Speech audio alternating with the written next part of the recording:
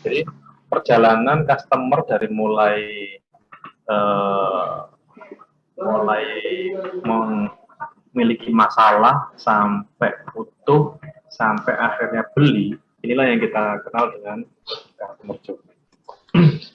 Jadi rangkuman singkat dari pengalaman customer saat berinteraksi dengan bisnis kita atau usaha kita dari pertama kali customer menerima produk sampai melakukan transaksi pembelian dan melakukan repeat order. Ya, jadi perlu kita ingat bahwa ending dari kegiatan penjualan atau pemasaran itu adalah terjadi pembelian, terjadi transaksi, dan terjadi repeat order. Kita dianggap sukses dalam menjual jika produk atau jasa kita ini laku dan laku lagi dan laku terus. Nah, ini perjalanan customer dari mulai beli pertama kali sampai beli lagi, itu yang kita sebut dengan customer journey. Dan ini sebelum dialami langsung oleh customer kita sudah mulai menempatkan diri atau membayangkan seandainya customer itu akan membeli produk atau jasa kita, apa aja yang mereka alami. Nah, yang kita kenal dengan customer journey. Nah, pentingnya kita memahami customer journey ini adalah untuk meningkatkan pemahaman kita tentang konsumen yang kita targetkan sebagai pembeli kita. Yang kedua, ya mudah untuk mengidentifikasi masalah pada produk dan layanan kita agar kita bisa segera mengambil tindakan untuk memperbaikinya. Yang ketiga, membantu kita menciptakan customer experience yang lebih baik.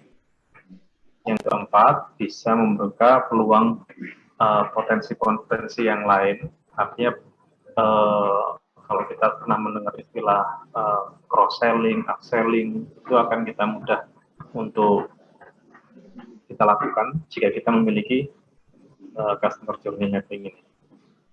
Kemudian, manfaat yang lain adalah membuat campaign marketing kita itu lebih efektif. Dengan efektifnya campaign marketing tidak terjadi pemborosan sehingga ya terjadi malah efisiensi. Ini pentingnya kita membuat customer journey. Nah, pada prinsipnya customer journey mapping itu adalah mengajak atau membawa customer kita itu dari mulai awareness sampai advocacy. Awareness, kemudian interest, decision, retention, sampai advocacy. Level tertinggi dari customer kita adalah level advokasi. Advokasi artinya membela produk atau jasa kita dan merekomendasikan. Artinya ketika customer itu mengalami puncak pengalaman yang sangat menyenangkan, sangat memuaskan dari produk dan layanan kita, dia akan menceritakan kepuasannya kepada orang lain. Nah, apa aja tahapan ini akan kita jelaskan sebagai berikut. Ya. Yang pertama adalah tahap awareness. Awareness ini baru tahap customer menyadari bahwa dia punya masalah yang membutuhkan solusi. Nah, contoh misalnya, ada customer yang punya masalah dengan pekerjaan, yaitu terkait dengan dokumen yang harus diketik, harus diselesaikan, dan selama ini dia membutuhkan komputer atau laptop dengan performa yang tinggi, yang baik untuk membantu pekerjaannya.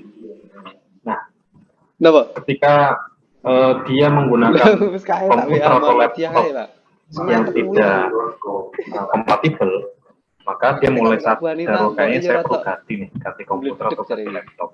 Nah, itu tahap awareness ini baru sadar bahwa dia perlu ganti produk atau ganti layanan yang dia inginkan. Kemudian tahap yang kedua adalah interest. Ketika orang atau customer itu punya masalah, maka yang dia lakukan adalah browsing, searching, tanya sana sini, ya. Tanya sana sini, kemudian mencoba-coba untuk membanding-bandingkan spek yang dia cari dari apa yang dia butuhkan. Ini masuk tahap yang keduanya, itu tahap interest. Nah, di tahap interest ini ketika customer sudah masuk tahap yang kedua ini, kita sebagai pemasar, kita sebagai penjual, apa yang harus kita lakukan untuk melayani mereka yang masuk dalam tahap itu? Nah, itu yang nanti kita bahas di perjalanan yang kedua. Karena ketika orang sudah mulai membanding-bandingkan, maka akan banyak browsing. Kalau misalnya dia nyari di website, ya dia akan buka Google, kemudian ketika kata kunci yang dia cari, misalnya nyari laptop, nyari komputer, dia akan mencari di situ. Kalau dia nyari-nyari di tempat di sosmed, misalnya dia akan buka sosmed dengan kata kunci laptop, komputer. Ketika dia nyari di marketplace, dia juga masuk ke marketplace dan mulai membanding-bandingkan cari rencana itu mau, Pak. apa yang paling pas untuk dia. Nah, ini tahap yang kedua.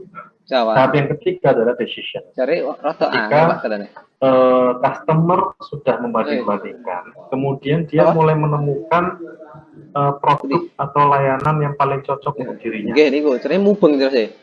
Muter ngono, Pak. Dia memutuskan, oh saya tak beli ini aja deh. Misalnya kalau komputer, saya ngambil komputer dengan spek ini, merek ini. Itu menjadi keputusan. Ini tahap yang ketiga. Atau tahap decision itu. Memutuskan untuk membeli. Nah, tahap yang keempat, ketika dia sudah puas dengan pembeliannya, kemudian dia mulai memanfaatkan layanan-layanan, misalnya layanan purna jual, adanya garansi, adanya servis. Misalnya setelah di laptop tadi, kemudian dia menghubungi toko yang sama untuk melakukan perawatan, maintenance, atau misalnya tanya-tanya kira-kira kalau nambah fitur-fitur itu dapat layanan apa enggak. Nah, ketika dapat layanan dengan baik, dapat pelayanan yang memuaskan, maka dia akan terus-menerus berhubungan dengan toko kita. Stasiun. Ini tahap retention. Bahkan ketika mau beli peripheral, kalau di dunia IT, mouse, beli mousepad, beli flash disk, akhirnya kembali ke toko kita. Ini tahap yang keempat, retention. Nah, tahap yang kelima adalah advocacy. Customer yang puas akan pelayanan kita, dia akan melakukan advokasi dari produk atau jasa yang dia sudah dapatkan. Di sini dia tidak hanya memanfaatkan produk atau jasa kita, tapi dia bahkan merekomendasikan kepada orang lain. Ketika merekomendasikan kepada orang lain, si customer ini bahkan kalau ada keberatan-keberatan yang diberikan oleh orang lain, dia membela produk atau jasa kita. Dia membelanya dengan cara menyatakan keunggulan-keunggulan kita dan apa yang dihadapi atau dialami oleh yang lain itu bukanlah produk atau jasa yang dari kita. Ya, itu biasanya seperti itu. Nah, jadi dalam perjalanan customer journey map itu kita adalah menyusun skenario seakan-akan customer itu melewati dari satu tahap ke tahap yang lain, itu kita juga mengalaminya, kita juga bisa merasakannya, bisa membayangkan seandainya mereka punya masalah itu kira-kira nyampe nggak ke toko kita, ya, dari mulai awareness sampai advocacy. Ini contohnya ya. Ya, jadi ada beberapa tahap ya yang dilewati oleh customer kita. Misalnya nih, ketika dia mendapatkan masalah komputernya kurang optimal atau kurang maksimal performanya. Nah, dia mulai merasa punya masalah. Targetnya adalah dia segera mendapatkan solusi akan masalah komputernya. Mau beli baru atau mau upgrade. Iya, Pak. Upgrade. Nah, kemudian yang menjadi isu di benaknya konsumen atau customer pada fase ini adalah kemana ya, saya harus mencari. Nah, touch point-nya adalah dia akan mencari sosmed atau word of mouth atau nyari-nyari majalah atau tradisional media. Mungkin dulu pernah ke pameran komputer, buka lagi brosur yang pernah didapatkan. Nah, ini tahap yang pertama. Bagaimana produk atau jasa kita masuk di benak konsumen, di benak customer, tahap yang baru selesai. Nah, yang kedua, ketika mulai mencari-cari, kemudian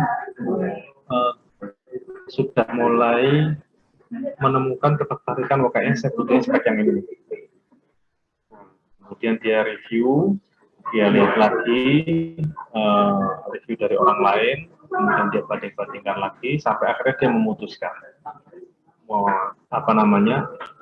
Ciri dari dia sudah mulai mau memutuskan adalah pertanyaannya sudah beda. Kalau dalam tahap interest, pertanyaan customer itu biasanya nanya kira-kira antara spek ini dengan spek yang ini bagus mana, kira-kira merek ini dengan merek bagus mana, itu kalau di tahap interest. Nah, kalau di tahap decision, customer sudah mulai, pertanyaannya mulai berubah. Kira-kira kalau saya mau beli sekarang, itu dengan cara apa? Nah, atau ordernya lewat mana?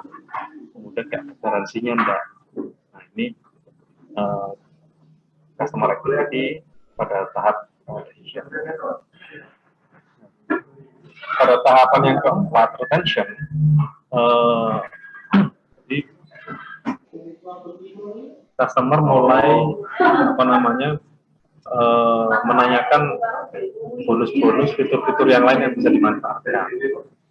Nah, ini customer sudah melewati masuk tahap keempat. Tahap kelima, dia akan menceritakan kepada teman-teman yang lain tentang pengalamannya menggunakan laptop atau komputernya, dan dia merasa senang, merasa puas, dan dia akan semakin bangga ketika teman-teman atau saudara atau keluarganya yang lain menggunakan laptop atau komputer yang sama seperti dirinya.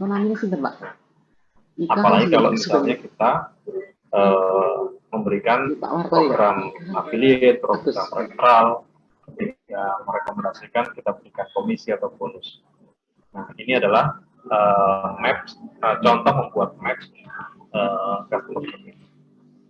Nah, jadi secara umum ada tabel seperti ini dari mulai step 1 sampai step 5, ya.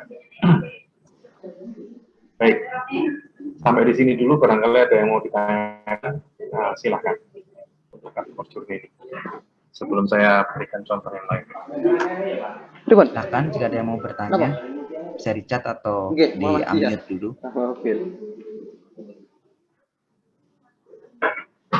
Orang ketemu langsung. Saya mau ditanyakan? Segera tanyakan ya.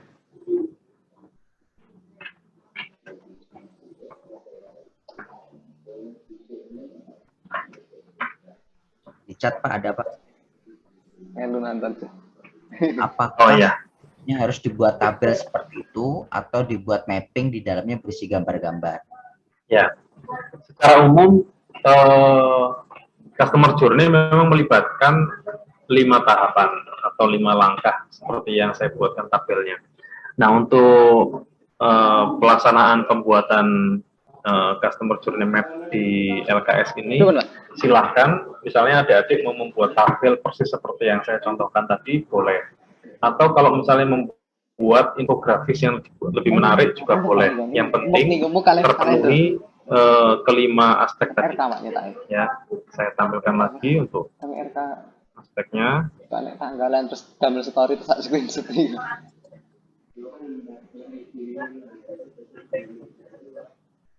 Ya, jadi ada langkah 1, langkah 2, langkah 3, langkah 4, langkah 5, atau tahap 1, tahap 2, tahap 3. Atau mau disebutkan langsung mulai dari awareness, kemudian interest, kemudian decision, kemudian retention, kemudian advokasi, silakan. Dan yang paling penting adalah ketika kita menjabarkan di posisi yang yang paling kiri ini. Contohnya ya. Apa yang konsumen rasakan? Jadi di bagian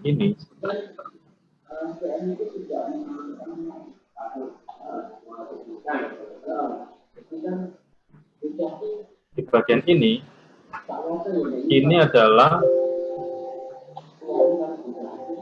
yang dirasakan atau yang dialami oleh atau yang dilakukan oleh konsumen.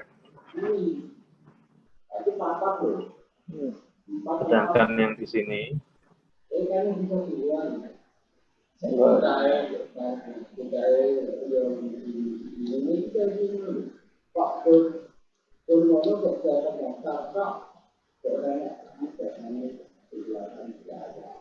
ini adalah yang kita lakukan untuk melayani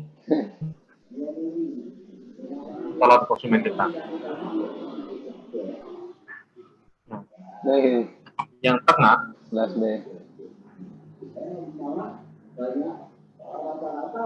arsiran saya kelihatan ya?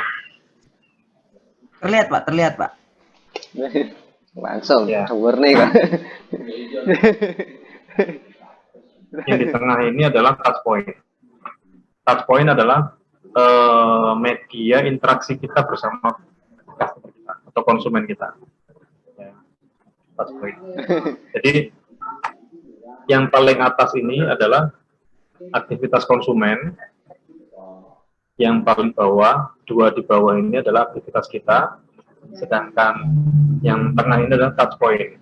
Touch point irisan interaksi kita bersama konsumen. Misalnya nih, konsumen mau beli atau customer kita ini apa yang konsumen pikirkan atau rasakan? Dia menginginkan performance laptop yang maksimal atau komputer yang maksimal dan membuat dia nyaman dalam bekerja. Nah, kemudian ketika konsumen memikirkan hal ini kan baru tahap satu nih, awareness. Dia baru nyadar bahwa selama ini masalah yang dia hadapi dalam bekerja salah satunya karena komputernya atau laptopnya itu punya masalah di performa. Nah, karena dia merasa punya masalah, dia pengen ganti laptop atau upgrade laptop yang lebih baik. Ya. Kemudian apa yang dilakukan konsumen? Mencari info penjual laptop di Google, ya, cari-cari.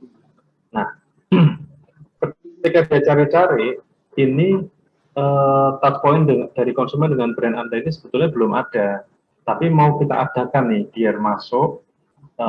Maka tugas kita adalah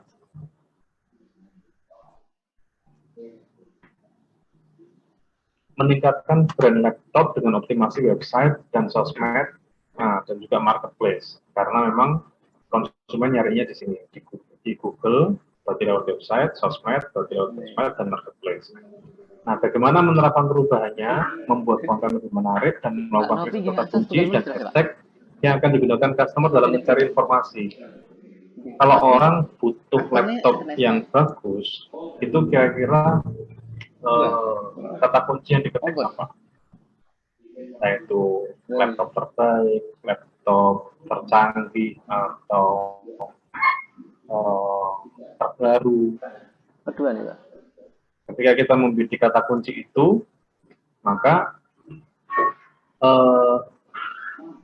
si calon konsumen, calon customer, ketika searching lagi, ketika klik di website, dan ternyata di website di Google dia searching, website kita muncul di tampilan pertama Google, maka dia mulai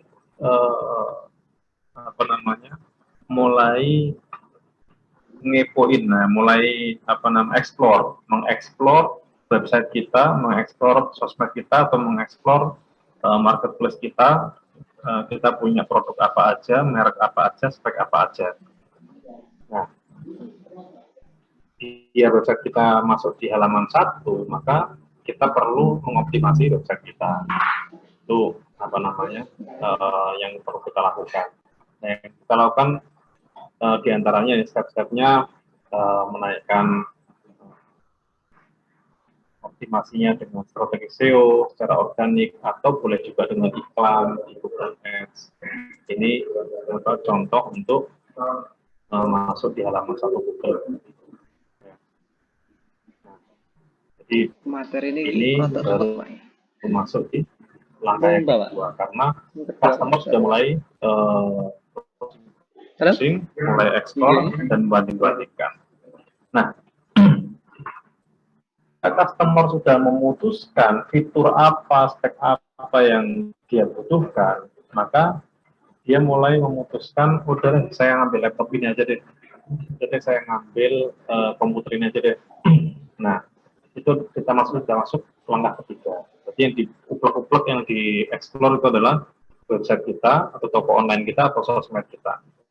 Nah, biar pada saat customer itu mengeksplor website kita, atau sosmed kita, atau marketplace kita, itu mendapatkan semua informasi yang dia butuhkan, maka yang kita perlu lakukan adalah melengkapi semua fitur-fitur yang dibutuhkan di website, toko online maupun marketplace kita.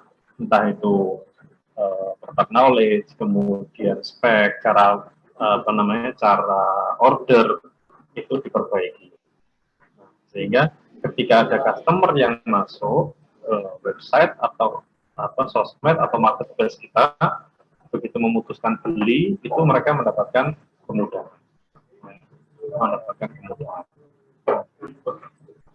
Kemudian ketika dia sudah mulai memutuskan, kemudian dia pengen beli lagi. Nah, ketika pengen beli lagi atau pengen mendapatkan layanan lagi, dia ragu apakah produk yang selama ini saya pakai ini punya after sales yang bagus, kemudian punya punya fitur-fitur yang bisa di-upgrade. Nah, kemudian biasanya customer kalau sudah beli, kemudian pengen beli lagi, pengen nyoba lagi, nah dia juga mulai lebih banyak membanding-bandingkan lagi dengan melihat review dari YouTuber atau dari influencer yang berhubungan dengan gadget, kemudian baca-baca artikel tentang produk yang dia beli. Nah, karena aktivitas konsumen itu atau customer itu seperti ini, makanya perlu kita lakukan adalah memperbanyak testimoni, review dari produk-produk atau jasa yang kita jual berhubungan dengan laptop atau komputer tadi. Nah, atau bahkan kita membuatkan ini halaman khusus testimoni, kemudian menggandeng endorser. Ya. Nah, kemudian ketika masuk ke tahap yang kelima, yaitu advokasi, maka si customer ini sudah pakai, mereferensi. Nah, biasanya di sini tugas kita sebagai pemasar, selain memberikan pelayanan yang baik, memberikan banyak kemudahan, juga memberikan program-program retention yang lain. Yang ini membantu mereka untuk ketika mereferensikan, misalnya dibuatkan link referral, link affiliate, untuk membantu mereka untuk ketika beli lagi, dia sudah bisa mendapatkan benefit lebih dan akan membela produk kita. Nah, ini contoh penyajian customer journey maps pada saat lomba. Ini kalau misalnya mau dibuat tabel seperti ini silahkan, tapi kalau misalnya mau dibuat infografis yang lebih menarik lagi, tahapan dan step yang sama, yang isinya informatif, silahkan juga. Jadi itu untuk menjawab pertanyaan yang tadi.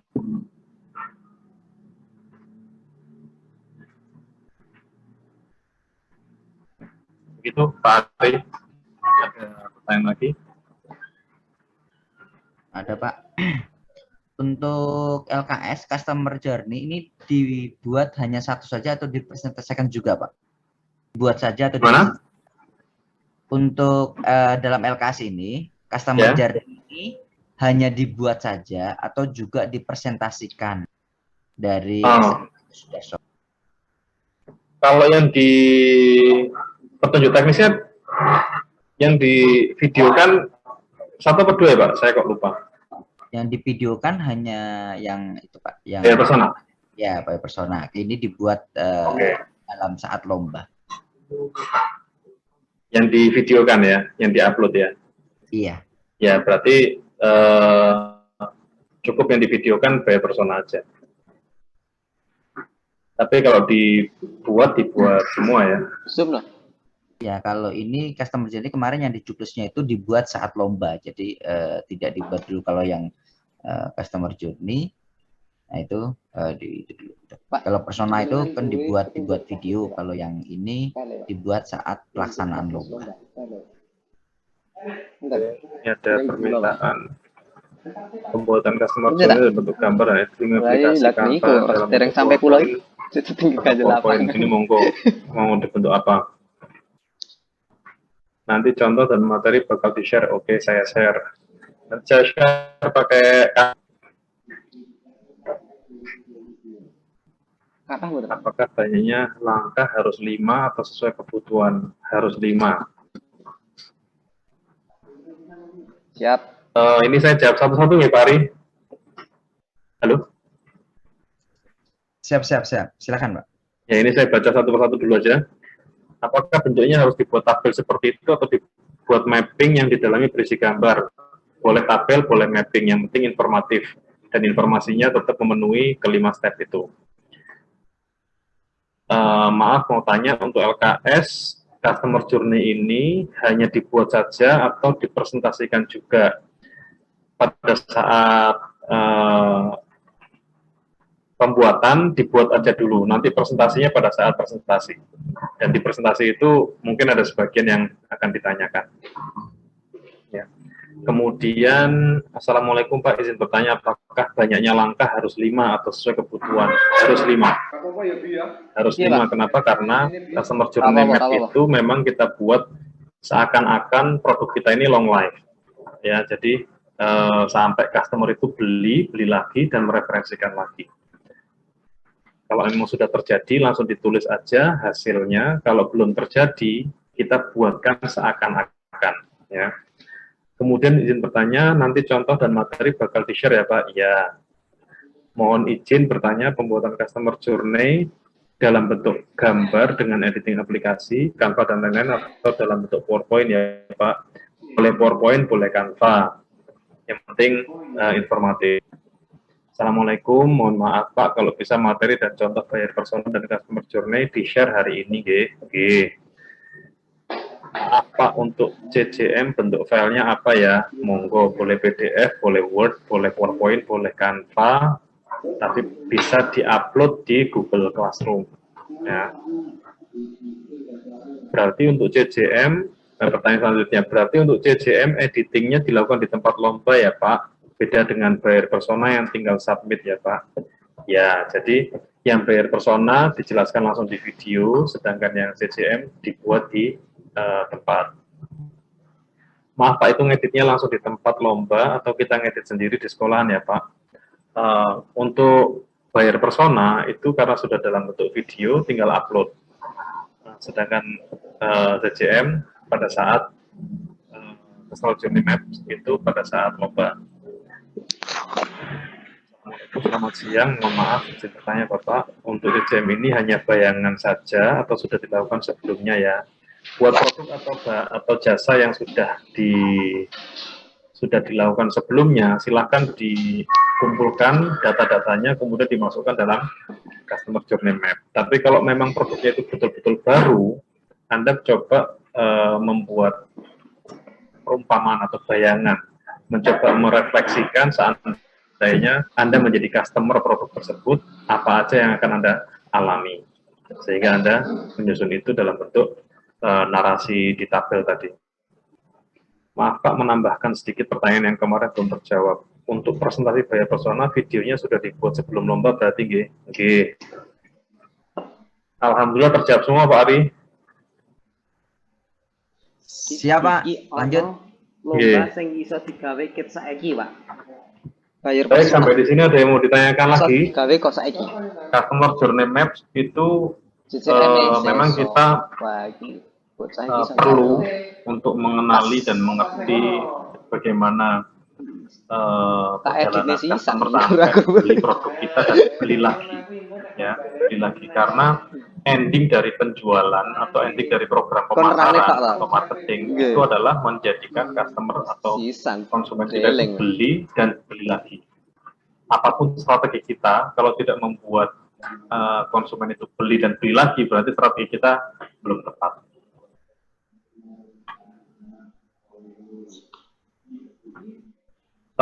Nanti link Canva-nya saya share ke panitia nggih, Pak Ari, untuk di-share ke seluruh peserta. Siap, Pak. Nanti kamu share ke apa namanya, ke panitia-panitia. Di seluruh pesertanya ada grupnya nggak ya? Peserta dan panitia dan nanti pendamping. Biasanya kami share ke itu, Pak, MGMP Kabupaten Kota, nanti diserahkan ke sekolah masing-masing. Oh, oke. Jadi materi nanti saya kirimnya dalam bentuk link file di Canva, nanti silahkan dibuka. Jadi tidak perlu download dan tidak perlu share file yang besar, cukup dibuka selama connect internet, insya Allah bisa dibuka semua.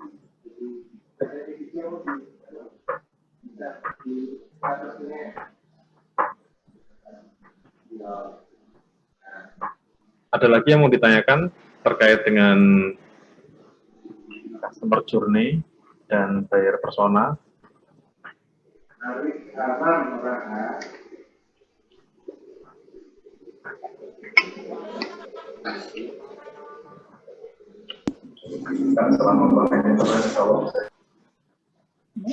Saya coba buka itu ya, petunjuk teknis.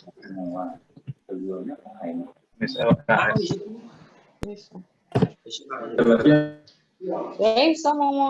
Miss LKS ini sudah final belum, Pak Ati? Sampai saat ini sudah, Pak. Tapi kalau misalnya revisi kan mungkin bisa diperbarui lagi. Aku anak barang-barangnya loh, Om.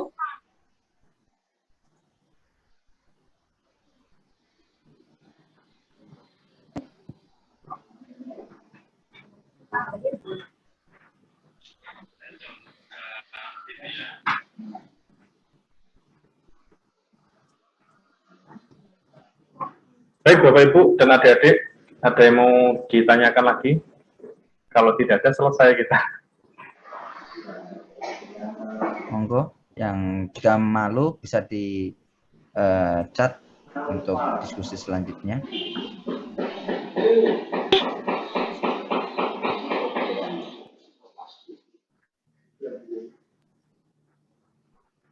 Untuk di YouTube juga belum ada pertanyaan, Pak.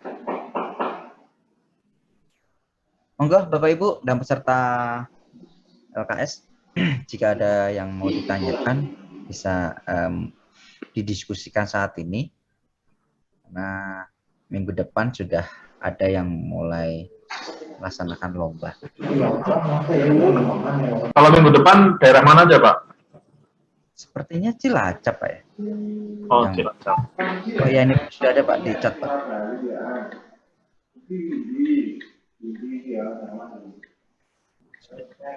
Sudah ada 3 pertanyaan di chat, Pak.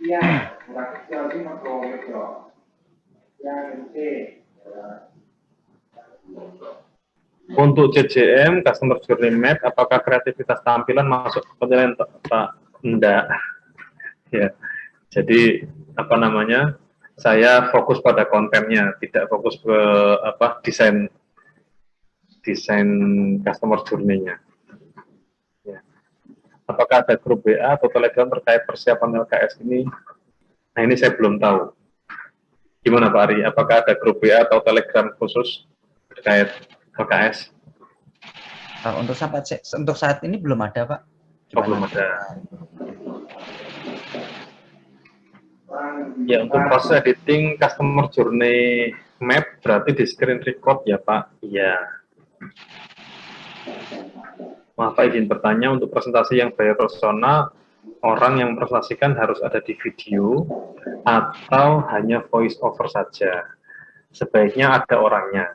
Ya, sebaiknya ada orangnya untuk kita tahu bahwa betul-betul yang di record adalah yang bersangkutan. Meskipun mungkin sekali waktu tampilannya digonta-ganti dengan materinya, materi presentasinya, tapi sebaiknya tetap ada gambar orangnya.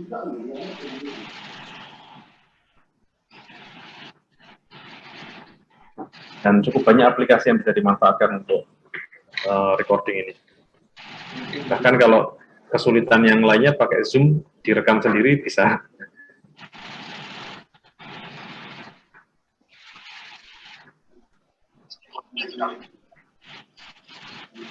Atau ada yang mau diskusi via voice juga nggak apa-apa Pak Ari.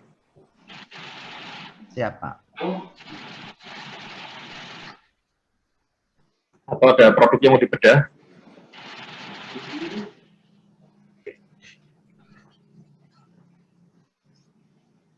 Ada pertanyaan Pak, boleh pakai laptop atau boleh pakai HP?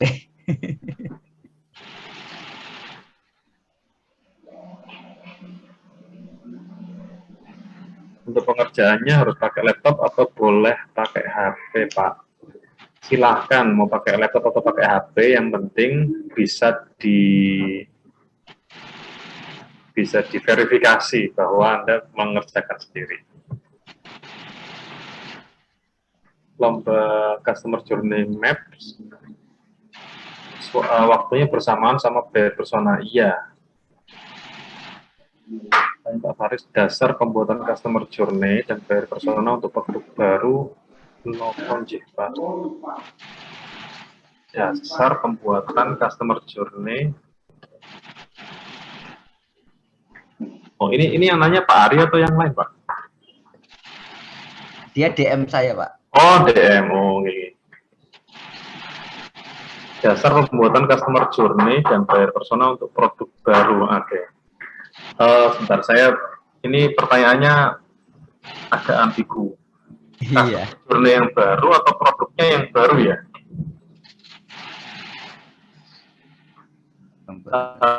Boleh diklarifikasi, Pak? Atau dianggap aja produk baru gitu?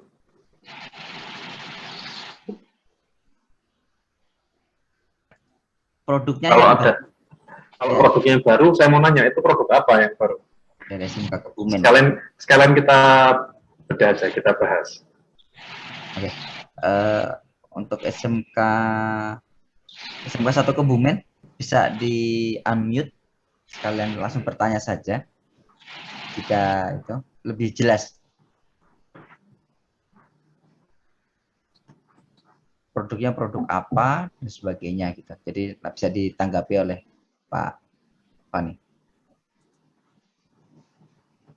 Atau SMK, dari SMK 1 Kebumen, Pak. SMK 1 Atau Kebumen. dari atau dari SMK 1 Sragen dulu, Pak. Boleh. Melaksanakan di tingkat kabupaten itu di kabupaten masing-masing atau di KCD. Ini kalau ini saya jawab aja langsung, Pak. Oh iya, silakan Pak. Tingkat kabupaten kota itu nanti dilaksanakan di lokasi yang ditunjuk oleh panitia lokal, jadi panitia kabupaten kota. Jadi kalau misalnya di Sragen ya nanti di lokasi mana satu kabupaten itu ditempatkan. Jadi offline ya, kemudian tapi penilaiannya tetap online. Kemudian dari SMK 1 Negeri Cilacap, Pak, usahanya apakah usaha baru, rintisan, atau boleh usaha yang sudah berjalan? Sebetulnya kita tidak sedang concern di jenis usahanya, tapi di jenis produknya. Ya, jadi yang dilombakan di LKS ini, peserta harus memutuskan memilih salah satu produk di antara 3 jenis yang sudah menjadi keputusan panitia, yaitu jenis food, fashion, dan craft, makanan, pakaian, dan kriya. Nah, apakah perusahaan yang memproduksi itu perusahaan lama atau perusahaan baru? Silahkan, boleh lama, boleh baru. Yang penting Anda bisa mendeskripsikan produk itu dalam bentuk buyer persona, dalam bentuk customer journey map, ya, customer journey mapping. Nah, bagaimana kalau seandainya produk itu betul-betul baru? Nah, biasanya produk baru manapun itu tetap memiliki jenis yang mirip dari produk-produk yang lain atau kategorinya. ya, kategorinya. Karena setiap produk atau jasa itu memiliki kategori tertentu. Contoh, misalnya produk masuk kategori makanan atau kategori minuman atau food and beverage. Pak Ahmad, Nah, itu pasti materi sudah hari ada ini dikirim produk lain yang jenis makanan dan DM-nya, minuman. Pak? Hanya saja subkategorinya, kalau misalnya makanan itu ada yang makanan Materi ini, berat untuk makanan kirim ke GMP. apa namanya rutin. Tiki. Ada yang makanan ringan atau kudapan atau snack. Makanan ringan ini pun Materi ini, ya. ada turunannya lagi. Ada yang Rekam, tak rumah ini tak paham. apa namanya? Yang kemasan, ada yang non kemasan. Kemudian kalau minuman misalnya ada yang disebut RTD itu ready to drink ya. Jadi minuman yang langsung ada kemasannya, kemudian langsung bisa dinikmati, bisa diminum. Atau minuman saset yang tetap harus diolah. Misalnya Anda beli minuman serbuk yang harus campurkan dengan air putih dulu, diaduk, diolah dulu, baru bisa dinikmati. Nah, itu kan ada banyak jenis. Sehingga ketika kita memutuskan produk baru sekalipun, itu pasti sudah ada kategori yang pernah masuk di jenis yang sama. Yang itu bisa kita jadikan pembuatan tidak dinilai, Pak. untuk menyusun buyer persona maupun customer journey. Itu untuk jawaban di pertanyaan yang dari SMK 1 dokumen tadi. Kreativitasnya orang dinilai. Mama nih tadi SMK 1 Karanganyar, Pak. Ada SMK pertanyaan. 1 Karanganyar, maaf Pak izin bertanya. Cara membuat CCM kan ada beberapa poin. Saya mau bertanya yang masalah di penjabaran touch point itu. Kan menentukannya ada 3. Kan cara menentukannya ada 3. Nah, yang bagian di emosi dan motivasi pelanggan itu kan menjurus ke pribadi konsumen. Bagaimana sih cara kita sebagai digital marketer untuk menyelesaikan solusi itu? Oke. Jadi touch point itu memang titik interaksi kita, ya, titik interaksi kita yang orang ketika masuk ke situ seakan-akan sudah berinteraksi langsung dengan kita, komunikasi langsung dengan kita, misalnya menggunakan website atau menggunakan sosmed atau menggunakan marketplace. Ya. Ketika menggunakan website, maka touch point itu bisa langsung dengan brand kita dalam bentuk semester siji kan sentuhan emosi bahwa inilah yang saya benar-benar butuhkan. Brand itu bisa dalam bentuk pilihan warnanya, bisa dalam bentuk mereknya, bisa dalam bentuk namanya, logonya, atau kemasannya, tampilannya, sehingga merasa gue banget. Ya, jadi ketika kita mau masuk menentukan touch point mana yang penting untuk diberikan kepada konsumen, maka Anda coba membayangkan seandainya Anda sebagai pengguna dari barang tersebut, kira-kira bagian mana yang membuat Anda itu tersentuh, ya, tersentuh, yang merasa sampai guru berbagi. Sebetulnya gue banget ini kayaknya memang ini yang saya butuhkan deh. Nah, itu sampai konsumen betul-betul muncul dalam benaknya itu seperti itu, maka touch point yang kita pakai sudah tepat. Gitu. Itu yang sebetulnya ada sekitar 15. Ini kalau kita perpanjang, kalau masuk ke tahapan-tahapan yang lebih panjang lagi, itu ada sekitar 15 tahap sampai konsumen itu betul-betul melekat, atau brand kita itu melekat dalam benaknya konsumen sampai menjadi top of mind. Cuma tidak kita bahas di sini karena nanti akan terlalu melebar ke pembahasan marketing dan brand yang lain. Saya lanjut ke SMK Negeri 1 Selawi. Mohon maaf, izin bertanya untuk presentasi buyer persona, durasi waktunya berapa ya Pak? Dan orang yang mempresentasikannya harus ada di video atau hanya voice saja? Nah, tadi sudah saya jawab, sebaiknya ada orangnya. Tentang durasi, saya lupa, kemarin dibatasi nggak ya durasinya? Tidak ada, Pak. Tapi ada durasi juga, tapi tidak dibatasi berapa gitu. Kita nggak membuat ya, tidak membuat pembatasan durasi, Pak ya? Tidak ada. Mungkin lebih tepatnya kepada efektivitas penjelasannya Ibu atau Bapak terkait dengan durasi itu. Jadi sepanjang tampilan dan penjelasan itu efektif efisien, maka semakin efektif efisien presentasinya, nilainya semakin tinggi. Tapi kita tidak membatasi seberapa lama.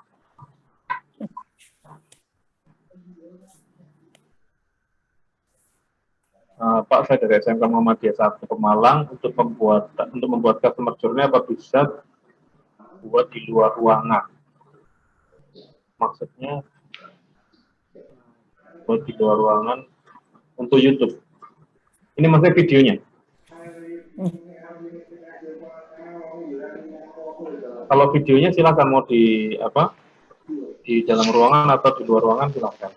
Customer journey itu kayaknya di dalam ruangan yang di sesi kedua setelah upload submit video. Oh iya, setelah upload ya. Ngapa, Pak? Siapa, Pak? Siapa? Sesi. Pacar piye ceritanya? Kalau customer journey sebetulnya cukup membuat konsep aja. Tidak harus tidak harus membuat videonya kan. Yang dibuat videonya bayar persona kan ya Pak Ari? Iya Pak. Ya, untuk pembuatan customer journey cukup membuat konsepnya, tidak perlu di videokan. Dan di lokasi lomba. Artinya kalau lombanya di dalam ruangan ya di dalam ruangan. Kayaknya di dalam ruangan semua ya Pak Ari? Iya Pak. Karena kan pasti ada peralatan. Iya, betul. Izin bertanya, jadi berarti maksudnya negara mana? Akses lebih luas kepada pelanggan melalui media apapun sesuai strategi kita dalam mempertahankan pelanggan kita atau bagaimana gitu. Ya betul. Jadi touch point sebetulnya jadi kalau kemarin sempat kita singgung sedikit tentang gimana sih pelanggan kita berkumpul. Mungkin ada orang yang benar-benar butuh. Biasanya orang yang benar-benar butuh itu berkumpulnya di Google. Artinya orang yang butuh ngetik kata kunci di Google karena dia betul-betul butuh dan ingin segera beli. Tapi kalau orang yang suka explore sosmed itu bukan orang yang sedang betul-betul butuh, tapi orang yang baru iseng ya. Iseng-iseng. Nah, sedangkan yang di marketplace itu ada yang butuh, ada yang iseng, atau campuran keduanya. Nah, produk yang kita jual ini sebetulnya banyak dicari orang gimana, ya, itu perlu kita analisis. Kita membuat analisis data digitalnya. Kira-kira sebanyak apa orang mengetik kata kunci di Google atau di sosmed atau di marketplace dari produk yang kita jual. Nah, disitulah yang kita perbesar touch point-nya. Dan itu akan menjadi bagian dari penilaian alasan kenapa diperbesar di bagian sosmed misalnya. Jika peserta bisa menjelaskan misalnya kenapa memperbanyak konten-konten yang dinaikkan lewat sosmed daripada lewat website, daripada lewat marketplace, ketika beralasan atau memiliki argumentasi bahwa banyak calon customer saya itu kumpulnya di sosmed. Dari mana Anda tahu calon customer saya kumpulnya di sosmed? Ya dari kata kunci yang paling sering diketik oleh calon customer itu selaras dengan produk yang dijual. Nah itu contoh begitu. Bertanya, apakah video bayar persona boleh lebih dari 5 menit? Sebetulnya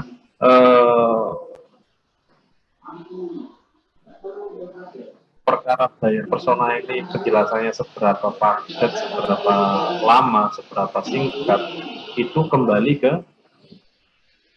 penyusunan konsep bayar persona yang kemarin sudah saya jelaskan itu. Artinya dari berbagai macam elemen-elemen bayar persona itu seberapa efektif dipresentasikan. Kalau memang membutuhkan lebih dari 5 menit, silahkan. Jika seandainya memang produktif dan pilihan bayar persona yang disiapkan oleh peserta itu memang butuh penjelasan yang panjang. Kalau dugaan saya, presentasi yang efektif mungkin tidak lebih dari 3 menit untuk bayar persona. Dugaan saya. Tapi kalau jadi peserta mungkin penjelasannya butuh lebih lama, silahkan. Nah, bayar persona ini kan sebetulnya sudah ringkas dari pembuatan profiling konsumen atau customer kita, atau player kita. Dugaan saya tidak lebih dari 5 menit, tapi kalau memang kalau memang membutuhkan waktu lebih dari 5 menit, silahkan. Ya. Oke,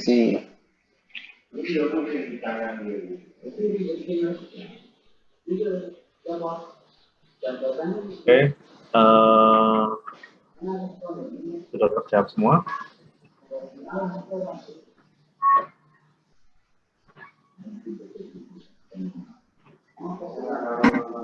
Untuk pertanyaan-pertanyaan yang belum terjawab di sini, saya kira kalau masih ada pertanyaan sebelum lomba, bisa diajukan ke panitia, nanti bisa di-forward ke saya. Bebas. Untuk saya jawab lagi secara tertulis maupun secara lisan via telepon, tapi saya berharap via panitia ya.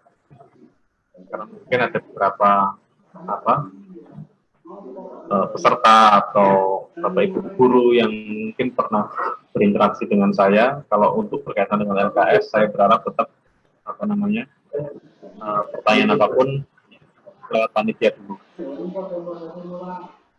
yang terkait dengan LKS. Kalau terkait dengan yang lain, silakan. Begitu Pak Ari. Siapa Pak Faris? Untuk materinya sudah cukup atau masih ada? Kalau materi saya sudah cukup. Nanti kalau file-filenya saya share via link Canva ya. Siap, Pak. Administrasi pembelajaran sudah cukup. Mungkin Pak. Ini ada lagi Pak. Ada sama sekali. Dari SMK Penambur. Untuk bayar persona, disubmit konsepnya atau hanya submit videonya? Ya, konsep yang sudah disusun di bayar persona itu dipresentasikan dalam bentuk video, kemudian video itulah yang di-upload atau di-submit. Gitu. Jadi bukan di-submit konsepnya dalam bentuk PDF satu halaman gitu, enggak. Secara tidak tapi sengaja. Penjelasan dari konsep itu melalui Habib, yo rada nglirik-nglirik sithik. Kan ngarep kemana Pak Ahmad. Nek sithik. Ya kan kono utak-utak. Aku ojo nganti aku dilirik kono. Sudah, mungkin bisa bahaya ditutup Pak. Baik, demikian Bapak Ibu sekalian dan adik-adik peserta, semoga mentah-mentan kanggon aku. Dadi ora ate Mbak bersama tadi dan kemarin bermanfaat untuk kita semua, dan semua pertanyaan yang belum terjawab atau yang masih ingin ditanyakan sebelum langsung, saya masih terbuka. Artinya diskusi langsung bisa dilakukan, tapi lewat panitia ya, tetap difasilitasi oleh panitia untuk semua diskusi berkaitan dengan materi-materi lomba. Tapi kalau diskusi di luar ini saya persilahkan buka, dan mungkin itu yang bisa saya sampaikan pada kesempatan siang hari ini. Semoga bermanfaat semua. Kurang lebih saya mohon maaf. Assalamualaikum warahmatullahi wabarakatuh. Ya kan orang kok pas mana aku. Tapi tak save as. Jangan live dulu Pak Faris, kita ada dokumentasi dulu. Oh, iya. Ketelitiannya kuwi lho. Tolong di on cam, akan kami dokumentasikan dari semua. Ya. Dari tag pertama ya, akan kami aba-aba. 1, 2, 3. Ya beda. Oh, Kedua, KIK 1, ini ora gathok lho, Pak. 2, 3. Ya akeh Pak. Ketiga, 1, 2, 3. Pack keempat, 1, 2, 3. Terima kasih Bapak Ibu dan Pak Faris yang sudah berkenan untuk mengisi materi untuk LKS pada tahun 2000.